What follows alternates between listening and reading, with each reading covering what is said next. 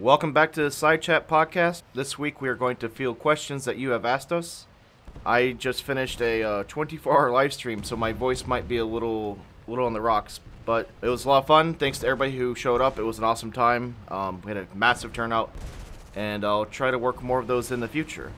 I real quickly want to say thank you to all of our stream mods. Those guys are the unsung heroes. A lot of them stay for the entire time. A huge thanks to they allowed me to do those type of events that we just held. So Cobey's going to actually ask the questions, and Moevel is here. All three of us are going to answer them. So these are 20 questions that we pulled from you guys. And Cobey, you want to start us off? Yeah, actually, speaking of stream mods, question number 1 is actually from one of our mods, Bluefire. How do you guys feel about the A-10 service in the U.S. military and how they wanted to decommission all the planes? Well, the A-10 was supposed to be decommissioned a long time ago. And in the 80s, yeah. And it was made for a war that never happened, and Desert Storm kind of brought new life to the program, and it's worked really well there. But the aircraft, I know we all see the A-10s, these great pictures of the big Gal cannon on the front and the Flying Tiger paint schemes and stuff. Those planes are really worn down. They've got a lot of time on the airframes. They're tired planes, and most of them have been rebuilt now several times. The airframe is only good for so many hours. There's kind of a two-part answer to this question. I mean, so you got the Navy, not Navy, you got the Air Force are pushing to get rid of the plane, right? And the reason being is, if we were to ever fight a real power, be it China, be it Russia, whoever it would be, a real power, the A-10, to be honest with you, would probably get smoked. It just doesn't fly fast enough. Yes, against lesser classed armies, i.e. Iran, Iraq, This plane is phenomenal, but it's not facing really any. We've got complete air superiority. So the plane is just essentially, a cheaper version of an Apache attack chopper with a big gun on the front. But yes, the pilots love the plane, and they've fought tooth and nail to keep it in service. And Cobey could probably talk more about that. Well, a couple of things. The A-10 was designed to do one thing, that was to kill tanks, and it was designed to kill tanks in one place, and that was in West Germany. The Russians we always expected the Russians to come over West Germany through the Fulda Gap with just hundreds and hundreds and hundreds of tanks, and so the A-10 was designed to destroy those things. The Air Force originally wanted to get rid of the airplane in 1985. In 1986, we had this thing called JAWS, the Joint Attack Weapon System. That was a joint Army Air Force close air support competition kind of demonstration that really opened up the leaders to exactly what the A-10 could do, and so it kind of got a stay. In 1990, they had talked about parking the airplanes again and cutting them up, and then all of a sudden, Saddam Hussein decided to invade Kuwait with all of his tanks. We took the A-10 over there, and it did the thing. After 2001, we were talking about parking the A-10 again because the airplanes are pretty much at the end of their lifespan. I believe, don't quote me on this, but I think the airframes were only rated for 5,000 landings. The design life was 5,000 landings, 8,000 hours total time. Every airplane has now by far exceeded that. I think some of the A-10s, some of the really early A-10s that are in the National Guard, that were the early built ones, like the 79s and the 80s, they're all pushing 12 to 13,000 hours of flying time now. That's not safe. Well, it's safe. I mean, the airplanes have been rebuilt several times. Actually, the Air Force Base that I grew up next to was the overhaul center for the A-10, and every A-10's been at least through there twice. They recently got some new wings. Most of the fleet's been retrofitted with new wings. They've also they're on the C model now that has GPS and NVG capabilities and all the good stuff like that. They've dumped money into the airplane because there's nothing to replace them with. Do I think the A-10 needs to be replaced? Absolutely. It's outlived its useful life. Is there anything to replace it with? No, except another A-10. It's just that simple. Here's a stat for you. The plane first flew in 1977. Actually, its first flight ever was 10th of May, 72, but its first introduction into service, 1977. It's an old airplane. People don't realize how old the airplane is. It really is old, and like I said, it was designed to do one thing only, and that's to kill tanks. How long has Republic been out of business? Quite a while, since the mid-'80s, I think. I'm not sure exactly. This plane has outlasted the company now by years. All right, second question from, oh God. I'm sorry if I butcher your name. Rinjara Krin Arkin. Staying in the realm of aviation, what are the three types, or what are your opinions on unmanned aerial systems? Where do you think they'll be in 10 years? What kind of regulations do you think will have to be put in? How will UAVs change the aviation industry, not just in the military, but also commercial use? And what are opinions about them in general? Just where do you think the field is going and where it's been? That's actually a really good question. Well, there's several questions. It really is. So I'll lead off. We'll start with commercially, and then Cobey will probably back this. I think probably in my lifetime I will not see unmanned commercial planes. But I definitely believe that we will push for our Air Force, be it any flights we have, choppers or otherwise, to be completely unmanned. And the reason being is, what is the biggest fear when you go behind enemy lines and you strike targets, right? It's that plane getting shot down and that pilot being paraded across TV. These systems that are coming up with are putting a pilot behind a computer screen are really doing a heck of a job, and it's only going to get better. And you just can't deny the ability for an army to project its strength without the possibility of losing a pilot. And I know you see these news reports like Predator drone flies over North Dakota, citizens freak out. The meteorologist service, the fire service, I know we use it for our border patrol. Like, these drones are finding places all across the kind of federal government in different uses, for mapping terrain and changes. And I mean, these drones do a lot of things that airplanes to do, and drones are much cheaper than airplanes. Yeah, they're substantially cheaper because they're much more simpler, and they typically only have one engine for the most part, and they're just smaller, they're much smaller. Exactly. There's no avionics involved. There's no life support, oxygen generator systems. There's no pressurization. There's none of that crap that's involved. And if you lose one, not a big deal. Not a big deal. If a drone flying over the desert gets shot down, guess what? No big deal. We've got tons and tons more. That same plane with a pilot in it gets shot down over the desert. It's on every news channel. Big deal. I hope we get some regulations in place before somebody's drone with a GoPro attached to it takes down an airliner full of people. Sooner or later. Well, that's already happening. There's a couple things about that. That's already happening. For commercial use now in the United States, you have to have a license from the FAA. It's a brand new thing. Anyone can apply for it. I think it's only like $5 or something like that. It's kind of like a radio, like a radio license where it's just a good thing to have. I don't know. As far as UAVs and drones are two really separate things. Unmanned aerial systems and drones are separate. It's RC cars versus race cars. It's a big difference. We still have idiots flying them over airports, Exactly. and the bigger problem with the unmanned, the bigger problem with the homeowner versions is going to be a privacy concern. You're going to have peeping toms. You're going to have some idiot trying to fly one, over Area 51. You're going to have things like that nonstop.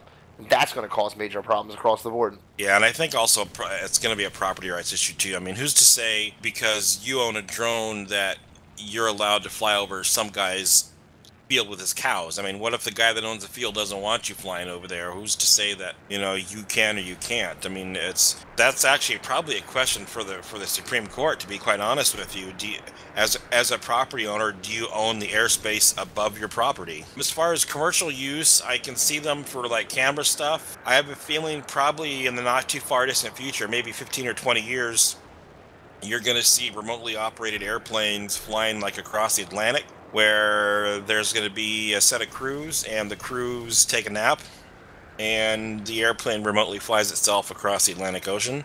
I can certainly see that within the next 15 or 20 years, and big blocks of airspace like that where there's traffic, but it's all very well coordinated, like across the Atlantic Ocean, across the Pacific. I can certainly see that where the airplane will fly itself and cruise. But as far as a total unmanned commercial airliner, absolutely not. Never.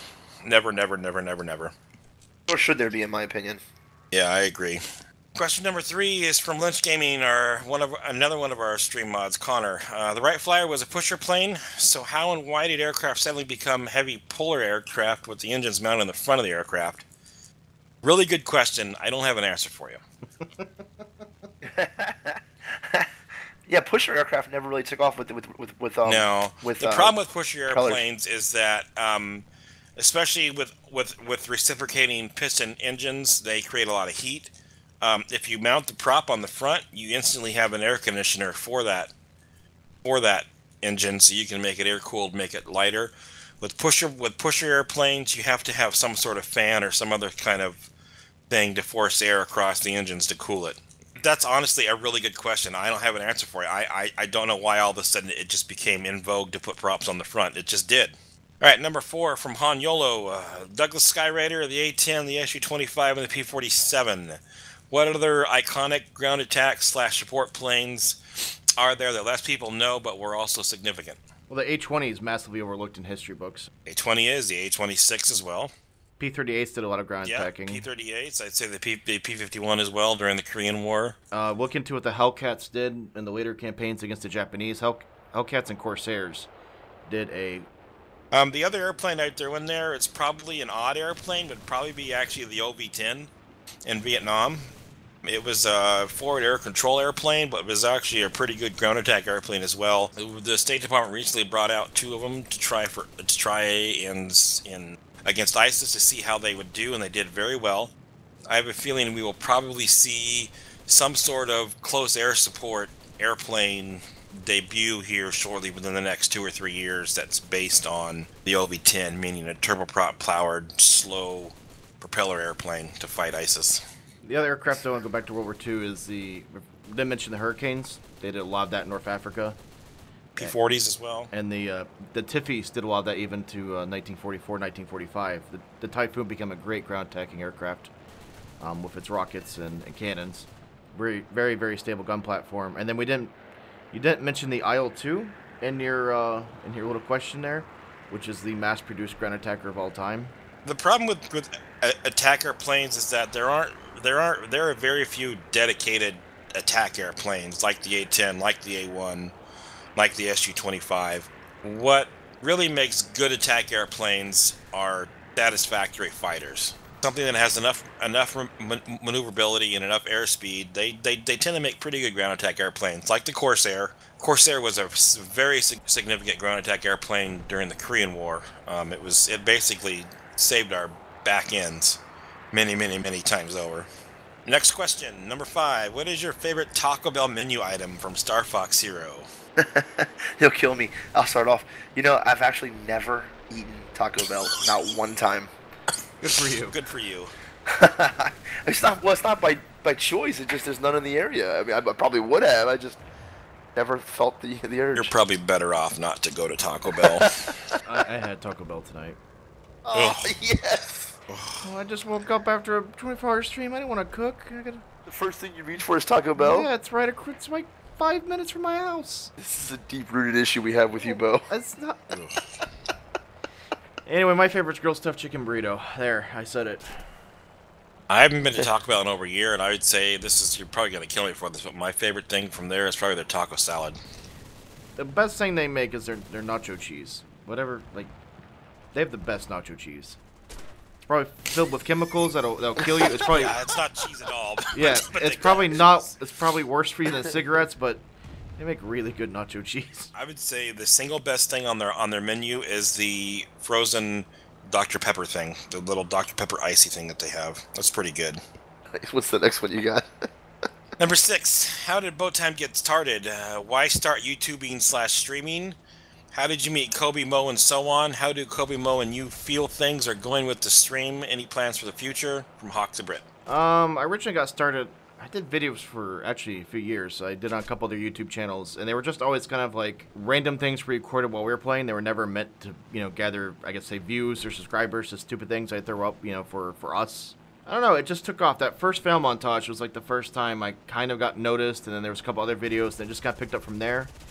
And then I didn't really take it serious until we started this whole podcast series, and that just kind of grew from there. Mo kind of pushed me to put videos out every week, and then from there it became every day or every other day, and it's just grown and grown and grown. It's not something I originally planned. I was actually working, going to college, kind of when I started doing YouTube videos, and then it's worked out for me. It's not something I ever planned on doing. I thought I'd make a living doing. I started streaming though because you guys asked me to. You guys pushed and pushed and pushed, and I'm like, who wants to watch me play games? So, like, I thought that was the stupidest thing ever. Like, who would want to watch me rage at War Thunder for 6 hours? And no, I enjoy it. Yeah, Mo watches. Mo loves watching War Thunder grinding. Yeah. I didn't even know that streaming was a thing until 2012. One of my coworkers, I was at work, and he was watching like Call of Duty or something like that. I'm like, what? Why are you watching someone else play a video game? Why don't you just play it yourself? And I don't know. It's kind of I weird. agree with that sentiment. You know, to be honest with you, I'm in the same boat as you are, Cobey. I never even heard of Twitch until really Bo started twitching, and then once that happened, I kind of had the same reaction. What do you mean you're not playing yourself? But now, I mean, you know, a lot of times at work, I'll have it on and I'll just watch somebody play or watch Bo same play. thing. I always have it on now, just in the background, just running. Yeah, and it's actually, oddly enough, super entertaining. Yeah. I'll let you go ahead and Cobey explain how you and Bo met, and then I'll chime in on mine. We used to play Battlefield 2. I started playing Battlefield 2 with a clan that I was a member of, and we had our own server, and things kind of went south. We had some personnel issues, and I remember one day playing against a really good group of people on Battlefield 2. I just started playing on the server, and Bo was there, and we just kind of became friends after that. Nice. That was in 2004? Something like that. Yeah. Wow, you've been together a long time. I really don't know the date that Bo and I met, but I'll tell you the game. So there was a game that came out. Was it called APB, I believe? Yeah, All Points Bulletin. What a gem. Yeah, it was a cops and robbers type game, and I think I was a robber, and me and my buddy Quasi were playing the game, and Quasi's a real life friend, lives down the street from me, and we're playing the game, and we're out in the middle of the street, and we're driving some beat up piece of crap Honda in the game or whatever we're driving, and we're fighting these guys, and they're kind of beating our ass, and I think I had like an MP5 machine gun or whatever I had. It was something weak, and we're fighting these guys, and they're kind of beating the hell out of us. We're hiding behind our little Honda, and we hear this truck come rumbling down the road. It's not like a normal pickup truck, right? This thing sounds like a freaking 18-wheeler. We turn around. There's a jacked up SUV. It's the biggest SUV I've ever seen in my life, painted army green with like floodlights, the whole 9 yards.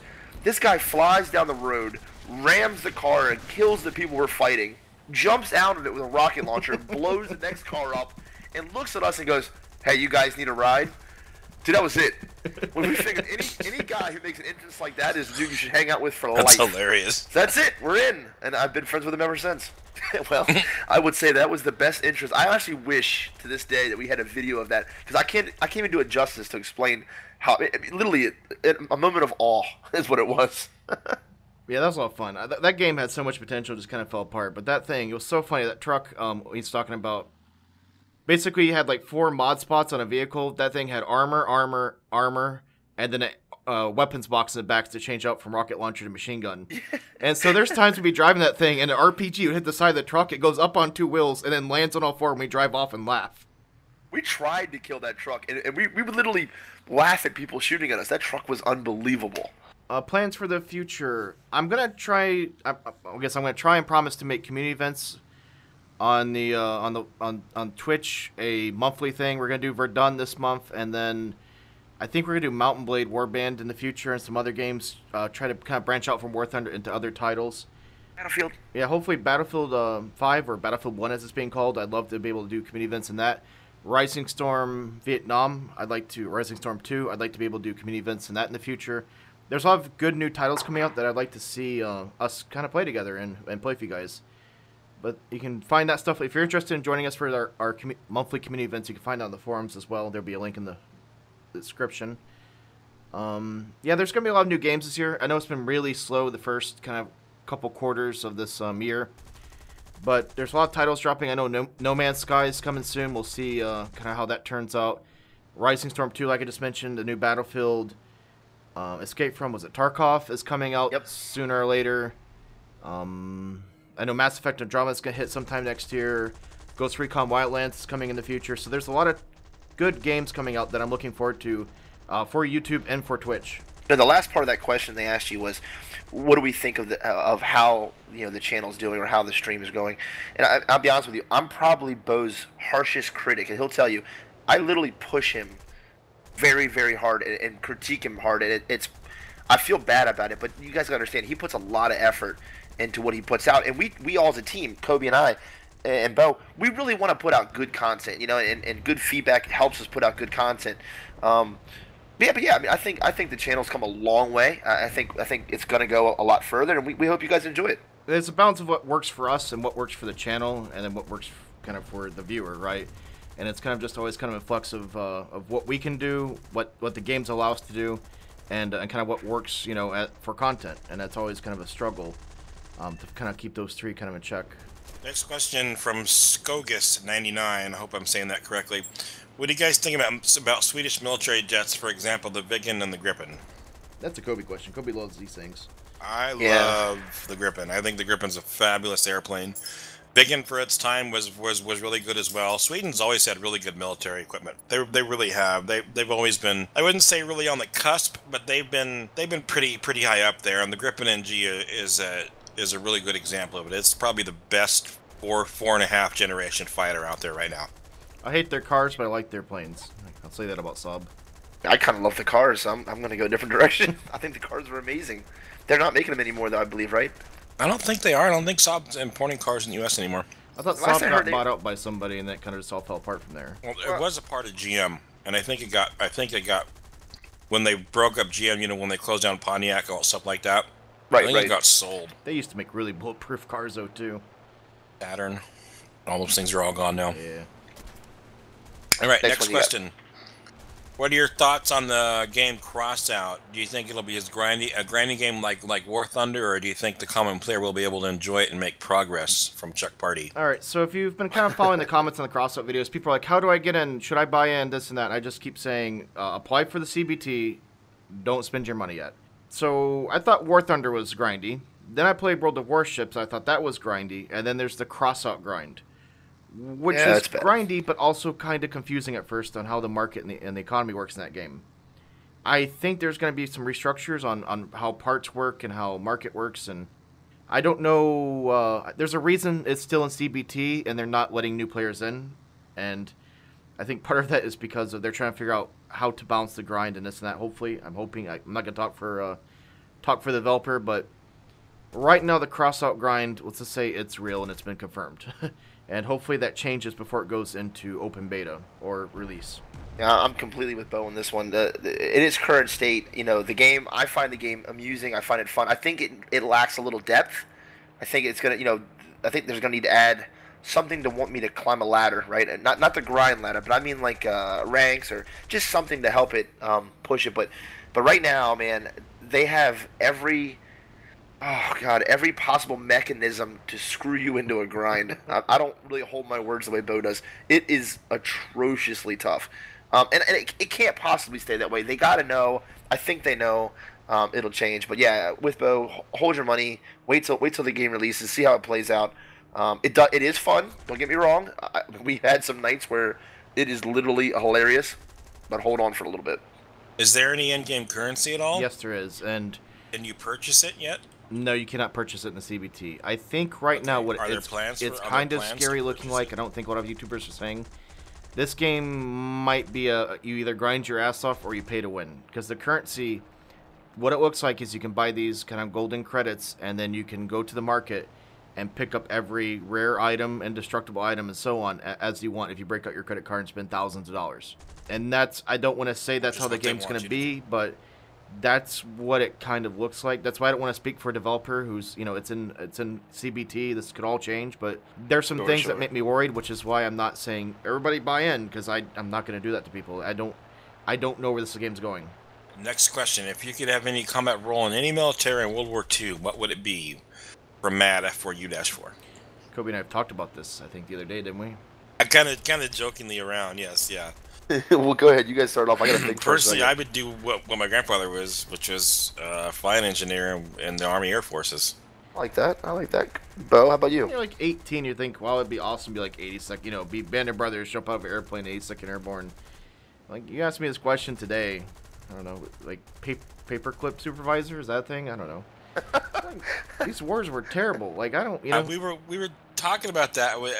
I kind of decided the best job to probably have would be like a photo developer, someone who has to work in the black room all day long because can't really move a photo lab up to the front lines. So you're safe. You probably work normal business hours, 8 to 5, Monday through Friday for the most part. It's a really tough question. I mean, I think you really got to take that into context. I mean, so my first thought, when I was younger, obviously, I want to be a sniper, right? But I read a couple books about, German snipers, American snipers, and that lifestyle, man, trying to crawl for hours and live in the trenches, and wow, man, those guys went through hell and high water, and it's super dangerous too, right? So, I think if you ask this question, right, and say that we're drafted, we have no choice, and we're assigned, we have to choose a battle combat role, right? And that's fine. I'm all game if that's my options. I would probably choose, and this sounds a little cliche, being War Thunder and all, but I'd choose fighter pilot. I think that's awesome. I really do. I'm definitely not choosing bomber gunner. I can promise you that. Oh, I think people seem to forget that the movie is kind of over dramatized stuff, and shooting at people and getting shot at are two totally separate things. Absolutely. 110%. And if all else fails, you can always do the polyshore route and just do water filtration. Yeah. All right, next question. Which aircraft and ground unit do you see as the biggest game changer of the war? From Applecatcher. I would assume he's talking about World War II. The truck. Oh my gosh, those trucks that with Studebaker and GM. I mean the 100,000 we gave to Russia. Yeah, those or whatever trucks are how they moving 2.5 tons. Like the Germans did not have this big supply of trucks that we had. No, they had horses. There's the famous line of Band of Brothers. You had horses and bicycles. We had General effing Motors and Ford. That's true. That's the real game changer of the war. Being able to move that many troops and supplies as easily as possible, and moving artillery and moving your supplies and everything else. That's a game changer of combat. It's huge. I don't think one of the. Go on. One of the stories I read about the Russian front in particular is, at the time of the war, when Germany charged into Russia, right? Russia didn't have, they had a good amount of tanks, but what they really had was an absolute absurd amount of artillery and anti-tank pieces, ground, cannons, and the Studebaker truck turned those things into mobile badasses. They would zip them around the field and just devastate German armored tanks, and couldn't do that without the Studebaker because the horse and cart wasn't getting it done. Yeah, that truck had a big influence on the Battle of Kursk. Indeed. Good call on the truck. For me, I would probably go just the opposite and say the biggest thing that changed the war equipment-wise, aircraft and ground unit-wise, even though it's not really a ground unit, is the strategic bomber, i.e. the B-17, the B-24, the B-29, the Lancaster, the Halifax, so on and so forth. That brought the war to the people, and not in a bad way. We went after the infrastructure, the German and the Japanese infrastructure. We bombed the ball bearing factories. We bombed the airplane factories. Synthetic oil factories. Yeah, exactly. We didn't bomb the cities just to kill people. We went after strategic targets, and the strategic bomber did that for us. One of the little known facts about World War II is obviously Germany didn't have their own oil source. They stockpiled a huge ton, I think 20 million barrels of oil before the war started. And the reason they pushed Africa, the reason they pushed Russia was to get their hands on oil. The way they were making their oil at the time was through synthetic oil, which is basically a byproduct of coal with some chemicals to turn it into synthetic oil. And one of the biggest things with our raids were knocking that synthetic oil out. That basically brought about the end a little bit faster. Next question from Mr. Dumpty. What are your favorite designers of combat aircraft from World War II? I'll say Kelly Johnson. More of a Cobey question again. Well, mine is. I'm sorry, you said Kelly Johnson? Yeah, I'll go Kelly Johnson. Good choice. Made good looking. Mine is by far Ed Heinemann from Douglas. Why don't you tell us about that, Cobey? Because this is Cobey's idol. The guy's a fucking genius. The guy had a very simple rule. First of all, he was just a genius. He could foresee this. I know this sounds stupid, but the guy could just plain see the future. Period. He could see what airplanes were capable of and what was coming down the pipe, and somehow managed to mesh the two together to create just amazing airplanes. Designed the A-26, he designed the Skyraider, designed the A-20, designed the Dauntless, he designed the A-4 Skyhawk. He designed all sorts of good stuff. That's amazing. He had a simple rule that basically you take the biggest engine you can find and build the airplane around it. I like that. Which is a pretty smart idea. Most designers are artsy-fartsy designers and not real industrial kind of end users like Ed Hyman was, and a lot of times, especially back then, because airplane engines were pretty much crap, a lot of airplanes were very underpowered. because they were designed as an airframe first, and then an engine had to be found to fit in it, and an engine found to power it. Ed Heinemann did just the opposite. He took the engine and designed the airplane around the engine. Yeah, what Cobey's talking about is the P-40. The P-36 was originally a radial engine, then they had to switch to an Allison engine. And the amount of work that they had to do for the P-40 to work with that inline engine was massive. Yeah, absolutely. Yeah. That's a good example. The P-40 was designed as an airframe first, and then an engine put in later. Most airplanes are like that. And like I said, Ed Heinemann did just the opposite. He took the engine and said, "This is the engine we're going to use," and then built the airframe around the engine. And it was most of the time very, very, very successful. That's why the Skyraider looks like it does, because it is just a... That's the reason why it's got the canted tail. That's the reason why it's got the big giant prop on it and everything else like that. Yeah, absolutely. All right, real quickly, one last thing. You got to tell a story about the BTD to the Skyraider. Well, the BTD that's in the game, was a torpedo bomber that was built during the last part of the war. I think there was only, 6 or 7 or something like that built. The Navy desperately needed an airplane that would replace the Helldiver, and the Helldiver was basically a piece of shit. I mean, it was a piece of shit from the get-go.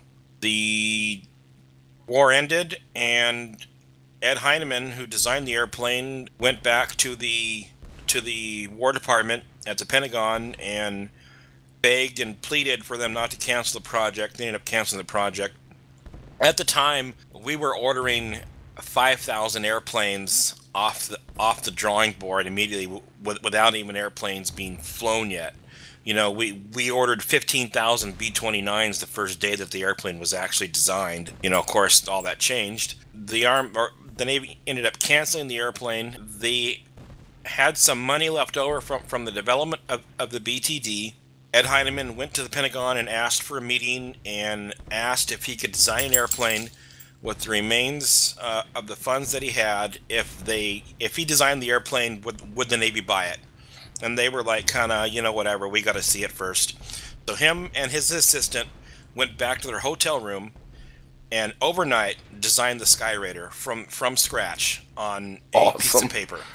The Navy saw it the next day and was absolutely flabbergasted. They had no idea a single-engine propeller airplane could do what Ed Heinemann promised the airplane would do, and he got it right the first time. It's amazing. That's freehand drawing in a hotel room. No computers, no calculators, that's exactly no... it. He had no idea. The only thing that he knew is that they had a Wright 3350 in El Segundo, California, sitting in a can. The airplane was going to have a 3350, which is, by the way, the same engine that was on the B-29 minus the supercharger, because that's what they had on hand. And he designed the rest of the airplane around that 3350 because that's what they had. And he had no idea that the Navy would even consider it. It was just on a whim. It was the jack of all trades airplane. It could carry torpedoes, bombs, so on and so forth. Outstanding airplane designed in one night in a hotel room.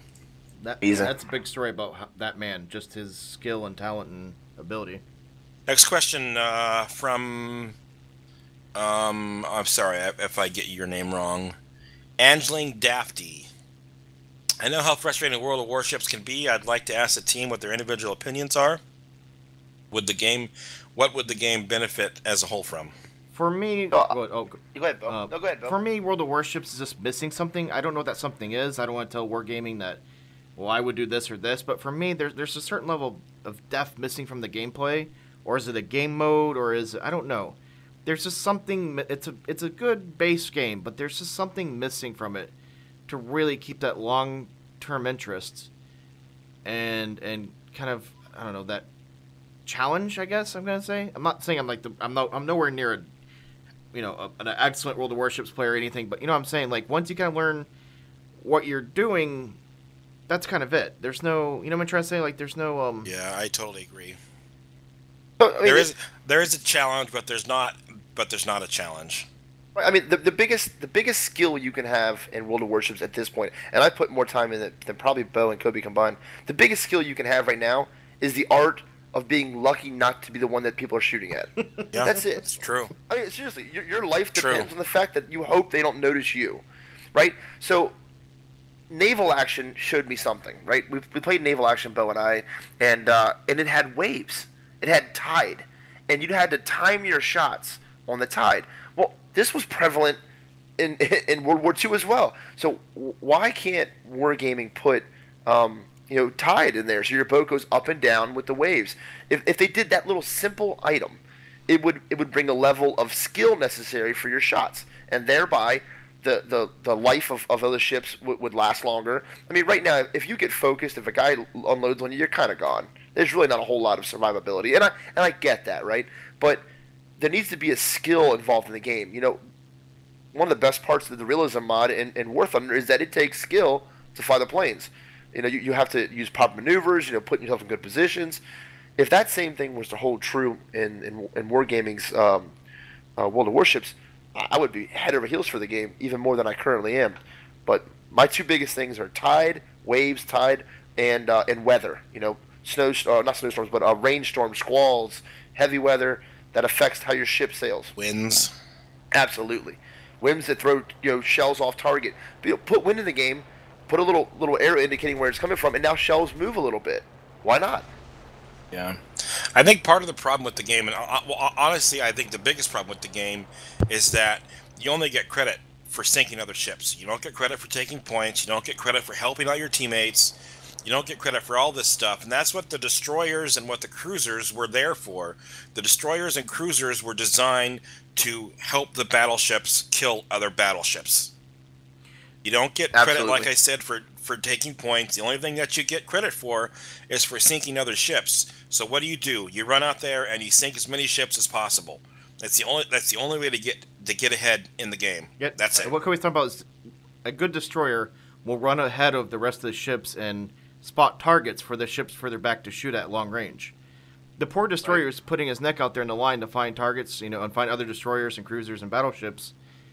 Doesn't get one damn point for spotting other ships for people behind. Not at all. You don't get a point for putting your smoke out and protecting the fleet.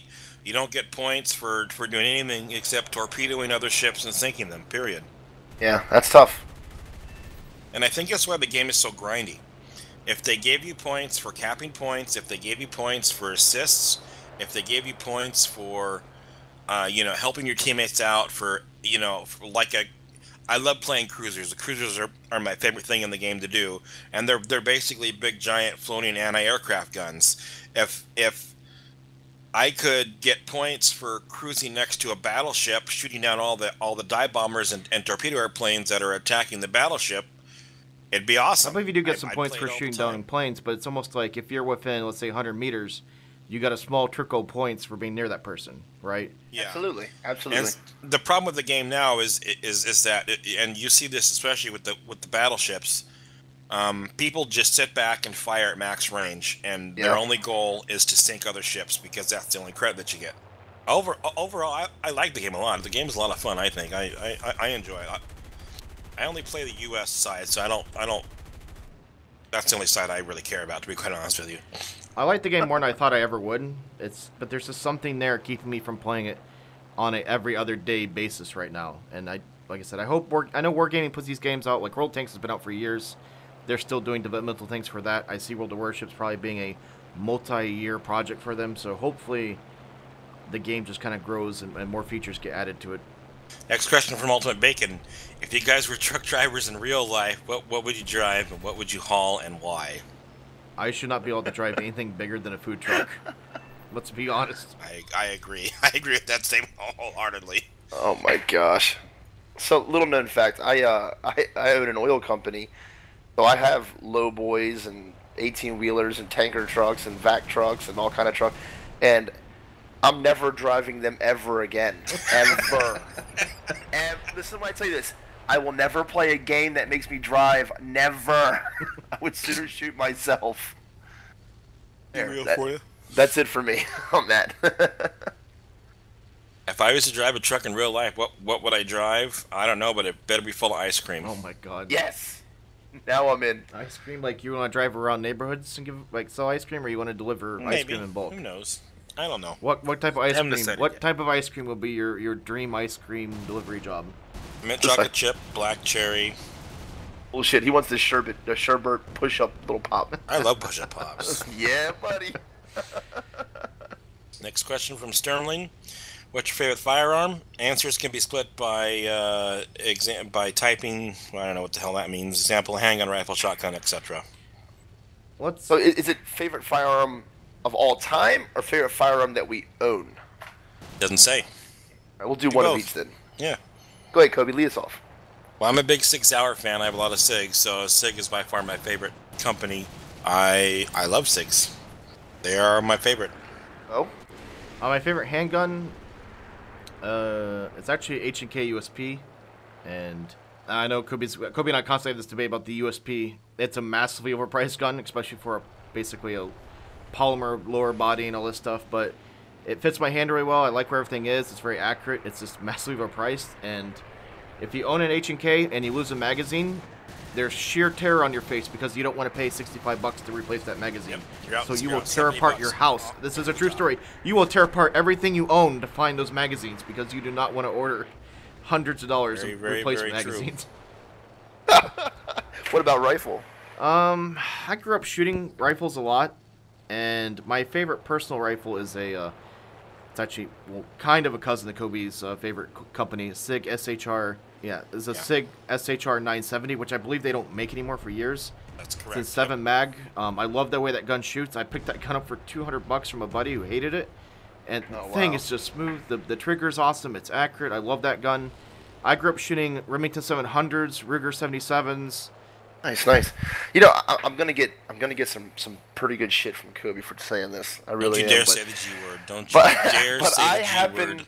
I happen to love my Glock. I know that I'm gonna get raped by Cobey, but I love my Glock. It shoots every time. It's simple. It's lightweight. I love it. And I'll stop talking about it because Cobey literally is probably pointing a scud missile at my house. If you say the Glock and I say the USP, I'm basically saying the same style weapon that costs 3 times as much as the bottom line Glock. Like, kind of, but it's not the same. I know it's not the same, but it's still.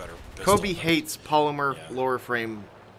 I do. I don't like polymer guns at all. Although I own 2 of them. Well, I mean, we won't talk about that. I think that'd be for better answer the question. So my favorite rifle, and this is another cop out, but I've been shooting my Benelli M4 a ton lately, and I absolutely love that shotgun. It is phenomenal. I know that's obviously a cop out on the whole rifle thing, but to give you a better answer, someday like to own one of those. That's always a gun that's kind of caught my eye. Every time I'm in a gun shop, I look at it, and then I see the price tag, and I go, Yep. I don't need one that bad. Yeah, I was doing that just the other day. Actually, I was looking at one. I'm like, man, that's nice. And then it was, I don't know, $700 or whatever the hell it was. I'm like, I don't like it that much. Sorry. My favorite shotgun I own is a Remington 1187, and I grew up hunting deer with that shotgun. My favorite rifle is my M1 Garand. It was the very first rifle I ever bought. I have a bunch of old World War II stuff, and I like that military surplus stuff the best. My favorite shotgun is my Ithaca 37. Nice, I like that gun. Because it's I like old stuff, so it's an old shotgun. You were so excited when you found that thing. Oh, I was, and I got it for a steal, too. I got you one that I'm searching for, and Cobey, I don't think Bo will know this, but Cobey will know. In the Civil War, they made a pistol called the Griswold and Gunnison. Essentially what it is it's like a Confederate gun, right? It's a bullshit knockoff Colt Navy revolver that this guy Griswold basically stole the design from Colt. He used to work for Colt. He steals the design, goes to the South, opens a factory, and it's like, hey, I got a new revolver for you guys. They're like, oh, great. Build it and build it. And this guy Gunnison pretty much financed the operation. But that's, of course, there was not a lot of them made, and that's why I like it. It's super rare, at least in good condition. It's super rare. But you're absolutely right. It's an old Civil War cap and ball. Next question from Emmy8, and I'm not going to give you his full name because it's a bunch of fucking numbers. Emmy8 9161004482556. There, I did it. Yeah, that guy. You know who you are. What's your favorite kind of burger? What's your favorite place to eat burgers? What do you like on top of / inside your burger? Also, how is your dog doing? Well, I guess we'll talk about the dog first before the burgers. He's doing good. For those of you who don't know, I rescued a half black lab, half retriever from the Humane Society earlier this year. Half badass. Yeah, he's a good dog. He's still going through some issues. I don't know his past. Like, they didn't even know his name. They didn't know how old he was. They didn't know anything about him. So we're still kind of going through some issues. Like, he's terrified of cars. He has massive separation anxiety issues. So he's been really improving, but still just kind of, I think, going to be kind of a trip to get him to where he's I guess where we say he's settled. But it's Right. been going good. Yeah, he really hasn't. He really hasn't. Like, it's gonna take a while. Yeah. One of the burger part. Do you guys have Red Robin out where you guys are? Yeah. Ugh, yes. You know what? I love Red Robin. That No, I don't would be like a it at movable all. place. A1 Yeah. peppercorn burger. Enough said. Although their pyramid of onion rings is pretty badass. I don't actually have a favorite burger place. I don't know. I mean, I eat burgers. I don't know. I guess I love all burger places equally unless you do it super greasy. I don't like greasy burger places. Like, I'm going to get reamed. I do not like Five Guys. Every time I've had Five Guys, I've just never... Not for me. It's extremely overpriced as well. Better than like what McDonald's puts out or something like that, but it's definitely not top-notch burger. I think it's when people hype it so high, and then I finally had it, and I was like, I don't understand. You know what I mean? It's one of those things, like, people, it was hyped probably past what it should have been. A lot of people say the same thing about In-N-Out as well. In-N-Out's pretty good. It's not my favorite, but it's pretty good. Yeah, the way you guys talk about In-N-Out, I'm I'm expecting like the best hamburger in the world. The way you guys talk about but In-N-Out. it's really not that great. I mean, it's for a fast food burger, it's pretty damn good, but it's not. It doesn't live up to the hype. So my dream burger, the one I used to get from What A Burger back in Dallas all the time. See, I'm gonna do that for Cobey. Is I used to get. You can ask them to do anything you want there too. Even though you order something off the menu, they'll throw jalapenos on extra. So basically, my go-to was you tell them to toast the bun, and you just throw on the meat, cheese. I think I used to get a bacon and then some jalapenos. That's it. That's all I want. Wow. Bacon. My favorite is from a place called The Habit. It's a chain here in California. They have really good hamburgers. I just like their regular basic cheeseburger. It's just a cheeseburger with lettuce, tomatoes, grilled onions, mayonnaise, and mustard. That's it. But what I really like is instead of French fries or chips, as some of you call them, I get tempura fried green beans. Sounds badass, Fucking actually. amazing. And my dog's doing good too, by the way. Yeah, Cobey got a new dog. It's called Rambo. I got a new dog. Yeah, I had to put my old dog Abby to sleep in January. She was 16 years old, and it was time. So I adopted another dog. His name is Rambo. How much does Rambo? People are like, Rambo must be a badass pit bull. How much does Rambo weigh? He weighs 7.5 pounds. Yes. He's half rat terrier, half chihuahua, I think. He's a good little guy. He's a puppy. He's just a year and a half. He's still learning his ways. This morning he was chasing his tail for about 20 minutes. He doesn't really know what's going on yet. He's a good little dog, though. All right, next question, number 16. What is your favorite museum? Will you ever visit UK museums? From Dambuster. I live in just outside DC, so I have the air and space, which is pretty phenomenal. But actually, I'm getting ready to go to Slovakia for a couple of days, and I'm gonna get a chance to go to Vienna and check out the museum in Vienna, which I'm super stoked about. Which museum's that? I don't know the name of it, but my guide over there tells me that there's supposed to be a really good museum over there about with medieval items, suits of armor, swords, bunch of good stuff like that. Bunch of what's that word? Heraldry. What's the word? I know. We'll have to ask Shadow. He's our resident museum expert. That's what I'm talking about. Speaking of Shadow, my favorite museum I've ever seen is actually the one that he's going to be working at part-time this summer. Is the Field Museum in Chicago, which is a kind of an older museum that has a lot of different things going on there. They have the T-Rex named Sue, which is what they're kind of famous for. A lot of neat stuff there. They have a good Egyptian display there as well. Nice. I love any kind of museum at all. I'm a history nut. I always has been. I like any kind of museum, regardless of where it is. Even if it's such a shitty little tiny ass museum, I'll go to them all. I don't care. I love them all. I'd love to go to I'd love to see the Tower of London. I'd love to see the big what's it called? The Imperial War Museum. I'd like to see that. I don't know. I like to see all sorts of museums in the UK. UK has some really cool stuff I'd like to see too. Yeah. So much history there. All right, next question. What do you think of the United States home distillation laws? Do you think citizens should be able to distill liquor at home from Das Krieg or Der Krieg? Well, this kind of goes. I just believe people should be able to do whatever they want as long as it doesn't harm others. Like, But that's a loaded question, Bo, because you got to understand, people are not the brightest bulbs sometimes, Well, and if they kill themselves, if they kill themselves making like that's very moonshine in their possible. bathtub, well, like that. Maybe they deserved it then. Well, Well, that may be the case, but making liquor is not exactly easy. I mean, I know that there's methods today that are super easy that you can basically follow the directions, but if you screw up making liquor, you will kill or yourself. blind yourself. There's that. Well, that too. No, but I mean, so what? You're supposed to you're supposed to take a test. Like, how's this gonna work, right? You get your home distillery license. Like, how's this supposed to work, right? Like, There's all kind of laws that are laws but aren't followed. I mean, there's laws in every state that are just completely stupid, right? That no one even follows, but they're still in the books. I'm pretty sure that if any of the three of us decide to make a home distillery and make some, we wouldn't really get in much trouble. Now, if we started selling that on a mass level, distribution's a whole nother trouble. ball, and you have to go through. We would get in trouble because we wouldn't pay taxes on it. That's bingo. The government wants their what we money. would get in trouble for, is not paying the taxes on it. Not distributing it, not selling it, not paying the taxes on it. I'm pretty sure I think you can make like, what is it, a couple gallons for your own consumption. I think you can make, what is it, I think it's 5 gallons of wine Right. for your own personal use. I don't know how much. I think you can make an unlimited amount of beer. I don't think there is really any limit on beer. Well, beer is a safer thing to make, though. Than as far as distilling stuff, I know that there's.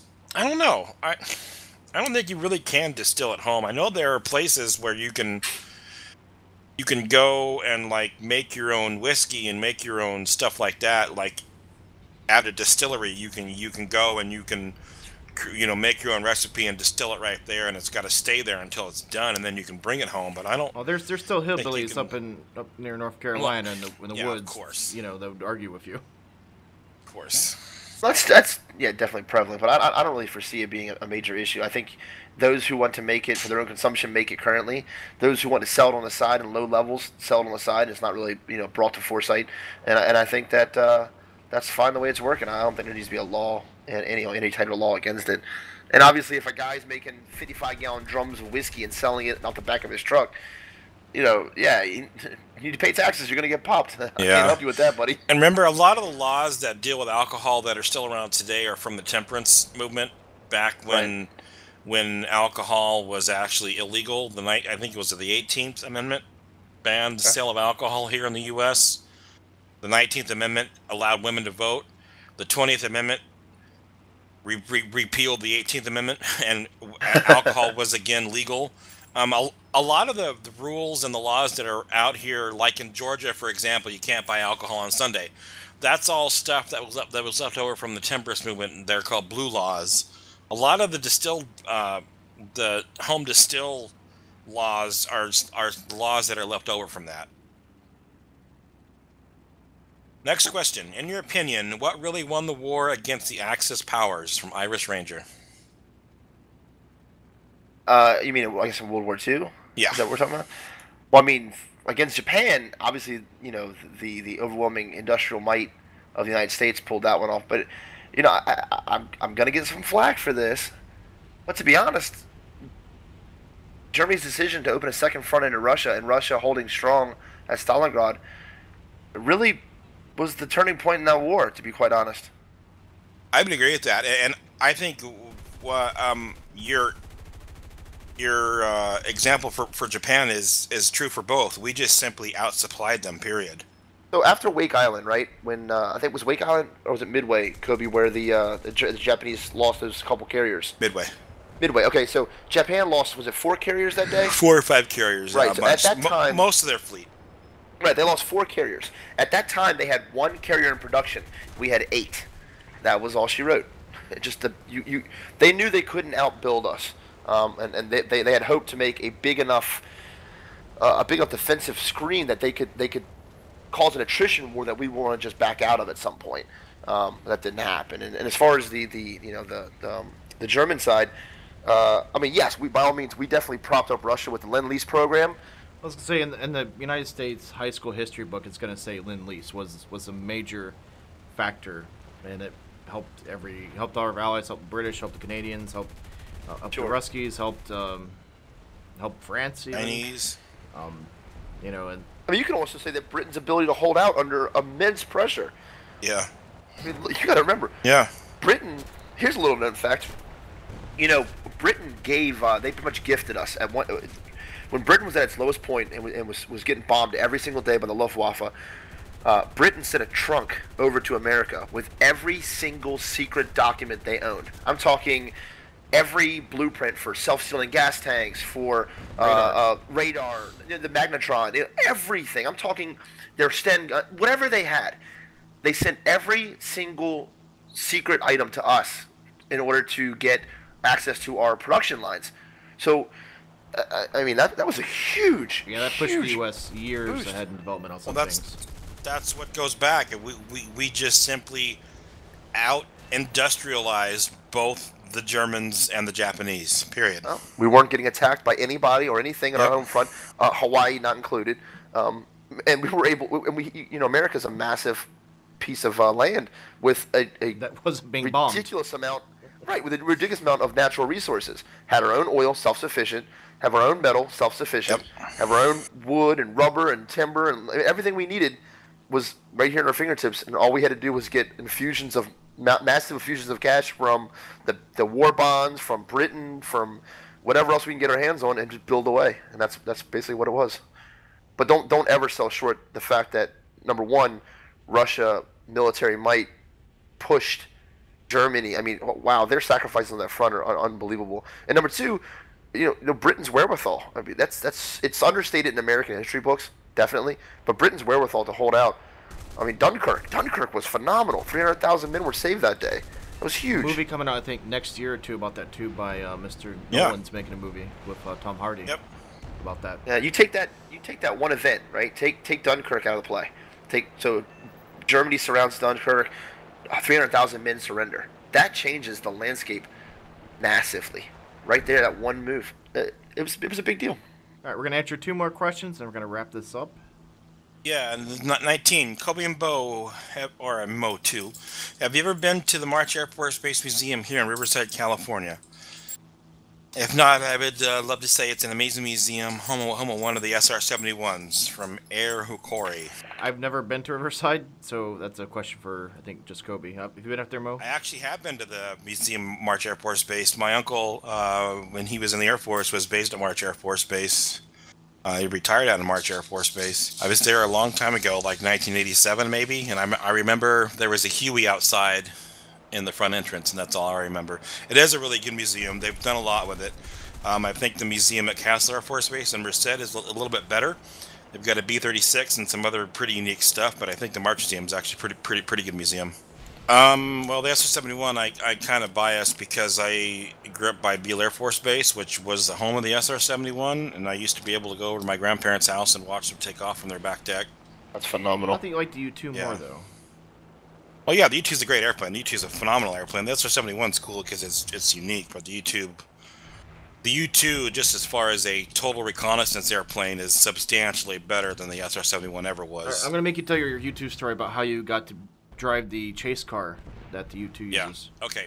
So my grandfather retired from Beale Air Force Base back in the '60s. They still live in Wheatland, California, which is a little shithole town just outside of the gate at Beale. My grandfather died. They for many years have had a kennel. They raise and show boxers. Well, since my grandfather died, my grandmother has had to hire some employees, so she's got 2 people working for him. One of the guys that works for her part-time he's retired now, was attached to the U-2 unit at Beale. He was a survival suit technician, you know, those big orange astronaut suits that they wear. He was the guy that maintained all that stuff. In 2011, I got a chance and was invited by the 9th Strategic Reconnaissance Wing to drive the chase car for the U-2. I got to do 5 landings. It's pretty cool. It's a Pontiac G8, which they don't make anymore, and you basically have to drive as fast as you can, chasing after the airplane, getting as close as you can to the airplane. I got about 2 feet off the ass end of the U-2 as it was landing. Holy shit! You have to start out at about 130 miles an hour and chase after the airplane as it's landing. The U-2 is designed with this weird bicycle landing gear, and the nose is so long that the pilot can't see the ground. So there's a pilot, and there's a U-2 pilot in the car next to you, and they basically talk the pilot down to the ground using numbers. They start at 10, and one is touchdown. They start at 10, and when the airplane gets close, you'll hear them on the radio saying 10, 9, 8, 6, as they get closer and closer and closer to the ground, and then they touch down. They use two cars now because a couple years ago they were using one car for a many years. They used to use Camaros and Corvettes. They had all sorts of cars. They used to use Mustangs.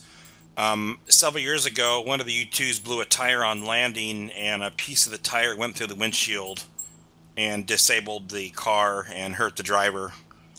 And he wasn't able to do them, and the airplane ended up almost crashing.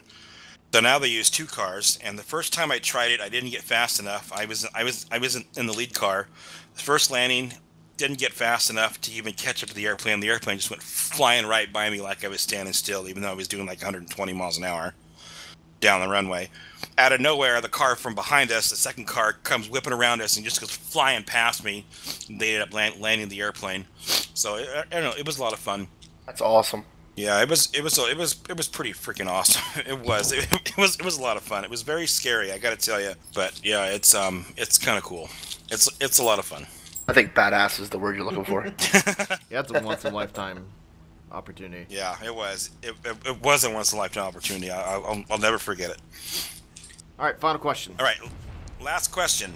If you guys can meet up to 3 historical figures from any time period, who would you pick and why from F4U-4? I think instantly I want to pick people that are like kind of famous. Like, it'd be kind of neat to see, I don't know, people like Ivan the Terrible, maybe Catherine the Great. You know, these great czars and emperors and rulers from the past. But I don't think you want to be in a room with Ivan the Terrible. He's a horrible human being who'll probably get your head cut off. And the name Terrible is kind of a pretty good. So maybe you want to hang out with people that are fun, like, I don't know, John Dillinger, or maybe like Doc Holliday, or people like that would be kind of fun to hang out from the past, you know? You probably see some, that'd probably be a good time, good party. I'm sure Doc Holliday could show you a few things. Yeah. I'd like to meet Alexander the Great. I'd like to meet, I don't know, someone from like, maybe George Washington or Thomas Jefferson, someone, you know, from the late 18th, early 19th century. And then, this is probably going to be funny, but I'd actually really like to hang out with Al Capone. I think it'd be kind of cool. Seriously. My third one I'll take probably either of the Roosevelts I'd take for the third one. So, you know, this is...